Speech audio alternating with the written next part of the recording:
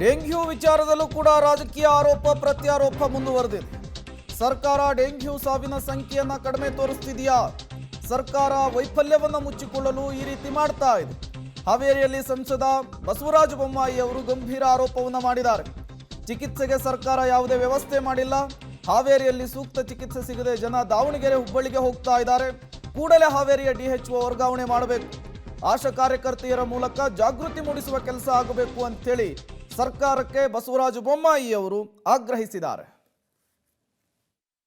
Dengue fever ಭಾಳ ಆಗ್ತಾ ಇದೆ. ಮಳೆಗಾಲದ ಪ್ರಾರಂಭದಲ್ಲಿ ಆಗೋದದು, ಫ್ರೆಶ್ ವಾಟ್ರಲ್ಲಿ ಆಗ್ತದೆ. ಇದೆಲ್ಲ ಗೊತ್ತಿರುವಂಥ ವಿಚಾರ. ಜಿಲ್ಲಾ ಆಡಳಿತ ಮುಂಜಾಗ್ರತೆ ಕ್ರಮ ತೆಗೆದುಕೋಬೇಕು ಅಂತ ಹೇಳಿದ್ದೆ. ಯಾವುದೇ ರೀತಿಯ ಮುಂಜಾಗ್ರತೆ ಕ್ರಮ ತೆಗೆದುಕೊಂಡಿಲ್ಲ. ಆಸ್ಪತ್ರೆಯಲ್ಲೂ ಕೂಡ ಯಾವುದೋ ವ್ಯವಸ್ಥೆ ಇಲ್ಲ. PH ಸೆಂಟ್ರಲ್ಲಿಲ್ಲ, ತಾಲೂಕು ಮಟ್ಟದ ಆಸ್ಪತ್ರೆಯಲ್ಲಿಲ್ಲ.